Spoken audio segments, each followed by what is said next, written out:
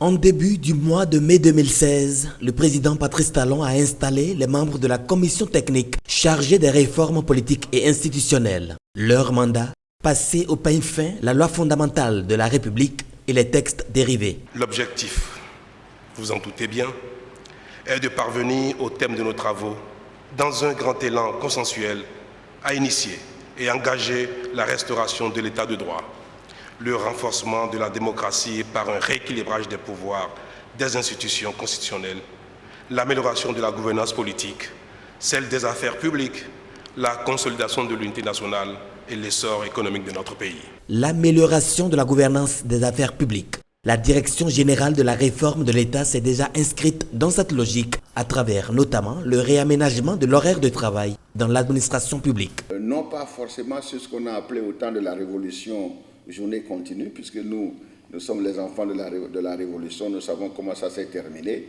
n'est-ce pas? Mais nous parlons plutôt aujourd'hui du réaménagement des horaires de travail.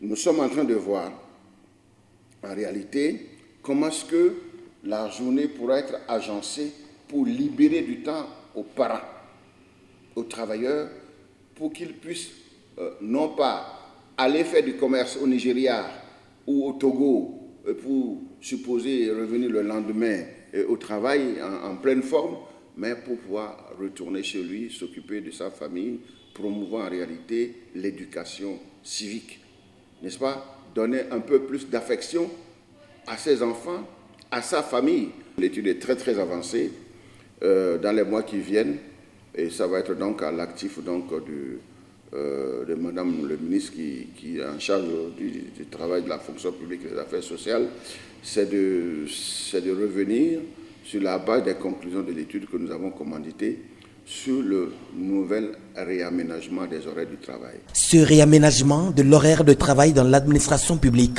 certains pays comme le Burkina Faso ou le Mali l'ont déjà expérimenté avec succès. C'est très bon, demi-journée, c'est bon pour les fonctionnaires. On prend la moitié de la journée pour faire 2 activités. Ça profite aussi aux agents et ça profite aussi à l'État. De 12h30 à 15h ou bien de 15h à 10h, quand tu vas dans le bureau, c'est difficile de voir les fonctionnaires dans leur bureau. Tu leur demandes, ils sont à côté, ils se sont levés, or ils sont déjà sur d'autres terrains. Or, de 8h à 14h, quand ils sortent, ils peuvent faire d'autres activités. Ça là, c'est plus avantageux que ce que nous vivons aujourd'hui. Le président de l'association de lutte contre le racisme, l'ethnocentrisme et le régionalisme Alcrer loue l'initiative. Il part de cette analyse. Les fonctionnaires de l'État, beaucoup viennent de la périphérie. Des gens viennent d'Akassato, des gens viennent de Ouida, des gens viennent de Kpomassé, des gens viennent de Zinvier, ainsi de suite, ainsi de suite. Résultat, quand ils sortent à 18h30 pour rentrer chez eux, même pour aller chercher les enfants à l'école, ça pose problème. Quelle heure pour apprendre les leçons, quelle heure pour manger et combien d'heures pour dormir avant de se réveiller tôt le matin pour reprendre encore la même procédure.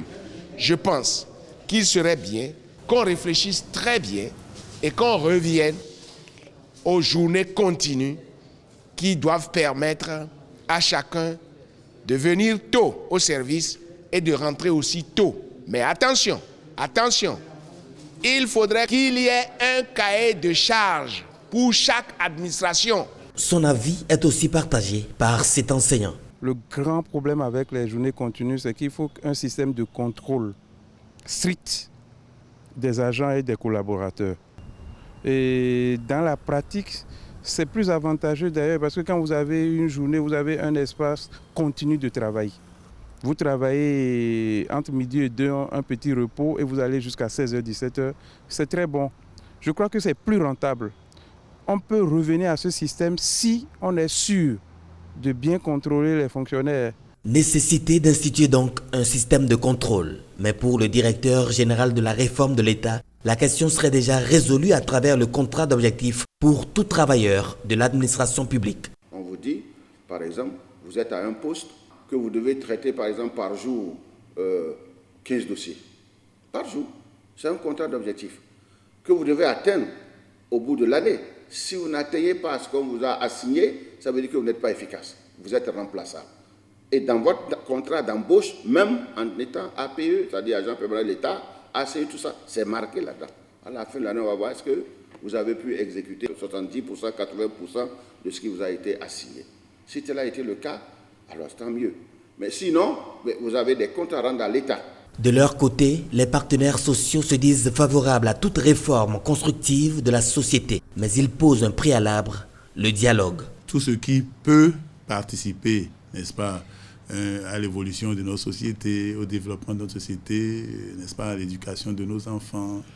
Et donc, si tout à la vie familiale, nous ne serons pas contre cela. Mais il faut qu'on voit le contenu, qu'est-ce qu'on y met là-dedans, et qu'on cerne tous les contours, qu'on discute cela, parce que c'est d'abord de nous qu'il s'agit, et il faut discuter avec nous. Il faut échanger avec nous, les représentants des travailleurs, pour voir quels sont les aspects positifs de ce qu'on propose, les aspects négatifs, comment faire pour que la pilule, si elle était amère, puisse passer. Au-delà des objectifs fixés, le réaménagement de l'horaire de travail dans l'administration publique pourrait aussi réduire les embouteillages nocturnes fréquents sur les routes.